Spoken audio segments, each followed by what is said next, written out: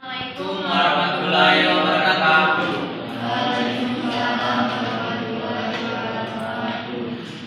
Kami dari kelompok 2 di sini, kami dari kelompok 1 membahas pertemuan kedua yang berjudul komponen sistem informasi manajemen. Di sini kami akan membahas komponen-komponen apa saja yang ada di sistem informasi manajemen. Perkenalkan, di sini saya sebagai moderator Aditya Putri Kamelia. Perkenalkan, nama saya Aditya Asma Hidayat. Perkenalkan, nama saya Rahmat Fauzin Hayat.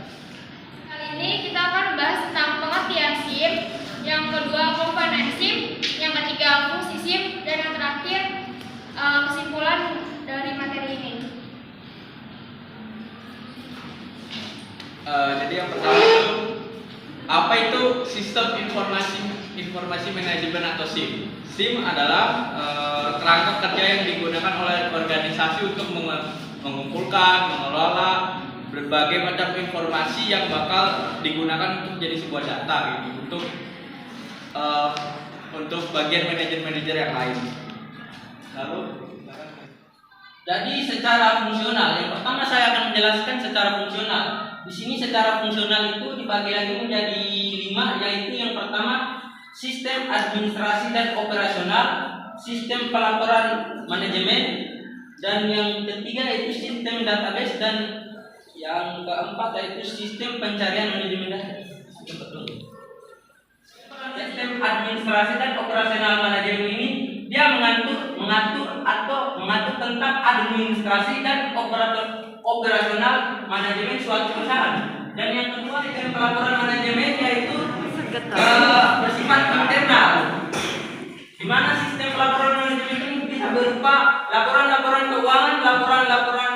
Jadi database manajemen sistem ini dia berfungsi untuk menyimpan atau menjaga file-file penting yang berada dalam perangkat elektronik. Jadi sistem pencarian manajemen data ini dia berfungsi untuk mencari tentang data-data penting di dalam suatu manajemen, yaitu misalnya data-data penting suatu perusahaan dan lain sebagainya. Jadi saya akan menjelaskan satu persatu. Hardware. Teman-teman tahu nggak hardware itu apa? Perangkat keras ini meliputi apa saja kalau teman-teman tahu? Monitor komputer masa ininya. Komputer. Apa lagi? CD, apa lagi? Kalkulator. Haramnya, gitu aja. Kalau software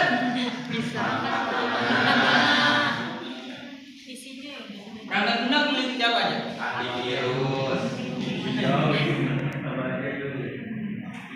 Antivirus. Lebih tepatnya itu aplikasi website. Aplikasi dan website. Yang terakhir, yang ketiga yaitu brainware. Tahu nggak itu? Maaf, bahasa Inggris kaku. Brainware tahu? Gunanya Apa? Apa programmer doang? Penggunanya bukan Dit. Brainware itu dia itu orang yang boleh dibilang apa ya? Pintar untuk menjalankan perangkat lunak atau komputer tersebut. Masa bisa Penggunanya dong. brainware, ahli komputer dan lain sebagainya. Terakhir yaitu prosedur. Apa itu prosedur? Tata cara. Bagus. Tata cara apa? Aturan. Panduan atau aturan.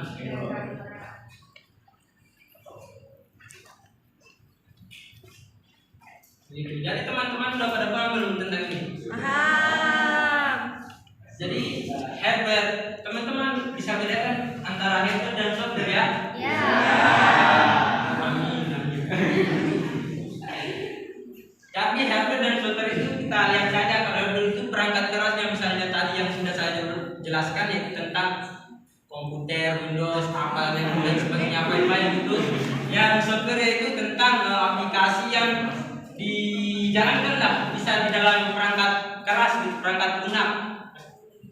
Kalau brandware itu tentang ahli atau orang yang sudah pro player lah kalau brandware. Ya kalau bahasa milenialnya itu pro player lah.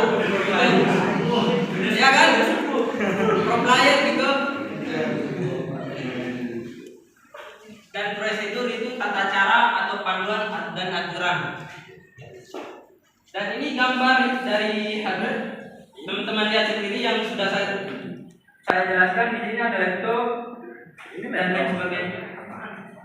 Ini apa jalan? Nah, contohnya ini. Tahu kan teman-teman udah pada paham belum? Paham. Alhamdulillah. Selanjutnya saya akan lanjutkan bagian audit. Pertama fungsi-fungsi dari ini ya. Yang pertama hardware. Hardware itu berfungsi untuk sebagai penyimpan input data, terus penyaluran output yang bakal setelah diinput kan habis itu di output dikeluarkan.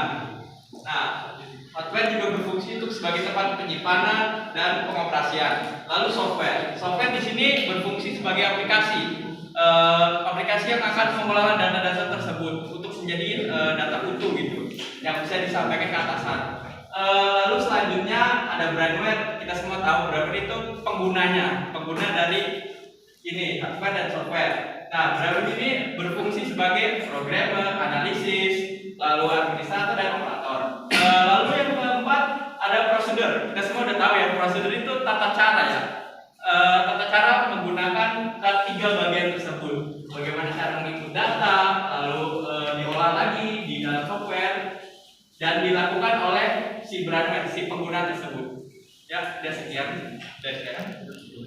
Ya, kalau penyampaian materi tadi secara menyeluruh sudah kita sampaikan.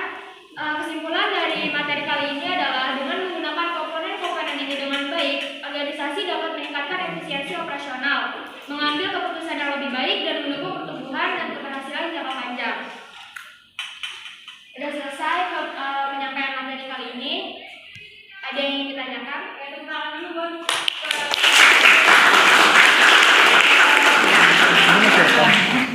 Aku mau nanya tadi di bagian Mas Adit tuh yang sistem administrasi sama sistem pelaporan manajemennya. Tadi itu sebenarnya aku masih belum ngerti sih, soalnya tadi cepet banget kan jelasnya. Jadi itu sebenarnya apa perbedaan administrasi sama pelaporan? Kalau sama-sama kayak isinya tuh cuma laporan doang, sebenarnya tuh apa bedanya? Itu ya perbedaan antara sistem administrasi dan pelaporan kan, Devi? Ya. Ini jelas ya, kalau pelaporan itu kan bentuknya jelas, misalkan laporan keuangan, laporan laba rugi perusahaan. Nah, sedangkan sistem administrasi itu sebagai input raw-nya gitu. Menurut pendapat saya ya, kalau salah mau dikoreksi. Administrasi berarti kan pencatatan gitu. Pencatatan, jadi bedanya tuh kalau laporan itu udah bentuk hasil jadi yang sudah diolah lalu diproses demikian jadi laporan, sedangkan administrasi itu baru bagian pencatatan menurut pendapat saya. Jadi baru dicatat, belum diolah dan belum diapa-apain. Itu sih menurut saya. Izin menambahkan, kalau sistem administrasi itu sekumpulan pemikiran konseptual, baru konsep, terus habis sebagian aktivitas. Nah, kalau misalnya laporan itu biasanya udah bentuk fisik untuk diajukan ke atasan. Iya. Untuk formatnya biasanya tidak ada bakunya ya, masing-masing perusahaan itu punya formatnya masing-masing. Ya, jadi laporan. Izin ditanya, untuk yang sistem database kan masih menyangkut paut sama brandware ya, ataupun programmer. Nah, pertanyaan saya di sini, faktor-faktor apa aja sih yang perlu diperhatikan programmer untuk keamanan sistem database? Itu materi minggu depan. Itu materi minggu depan ya. Oh, beda. Untuk materi. Oh iya, sorry. Mencari permasalahan yang ada di divisi yang komplain ke dia. Ya, misalkan contoh yang kemarin saya sampaikan, itu data stok di toko ya, misalkan di komputer itu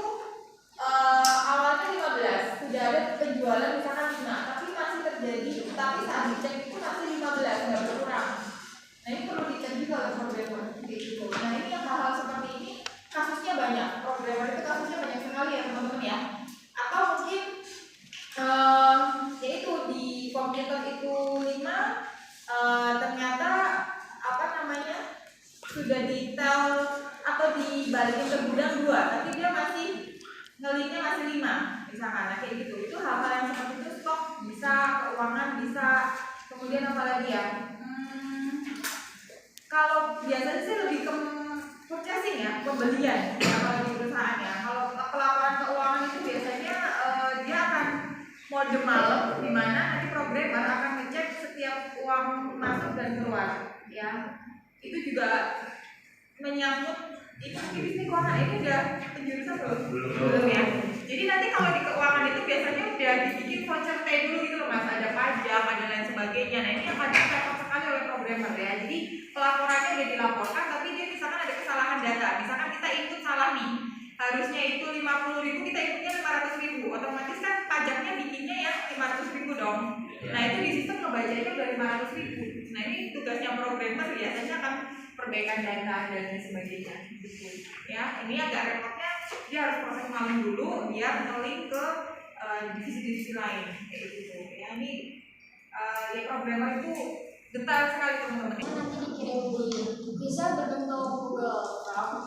Google Form-nya nanti kita akan sepakati misalnya mulai jam 11 Ini bisa dikirim ke grup.